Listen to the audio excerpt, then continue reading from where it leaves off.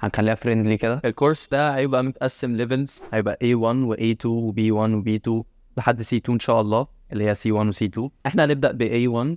كل ليفل من الليفلات دي هيبقى متقسم overall، هيبقى كله على بعضه، يعني A1 على بعضه مثلا هيبقى 60 درس. A1 هيبقى متقسم على 3، هيبقى A11 A12 A13، ونفس النظام هيبقى على A2، ونفس النظام هيبقى على B1، ونفس النظام هيبقى على B2 و C1 و C2. طبعا احنا هنبدأ ب A1. في الكورس ده انا ممكن استعمل بعض المصطلحات او بعض الشرح الانجليزي شوية، وده مش عشان حاجة، بس عشان الاسباني قريب الى حد ما. هو احنا مش هنشرح بالانجلش، ولكن هستعمل بعض الانجليزي في شرحي للاسباني، ودي حاجة هتبقى تحفة لو انت الانجليش بتاعك الى حد ما كويس. ولو الانجليش بتاعك مش كويس، دي هتبقى برضو حاجة تحفة، لان ده هيديك الفرصة ان انت تطور من نفسك في الانجليزي مع الاسباني. وبس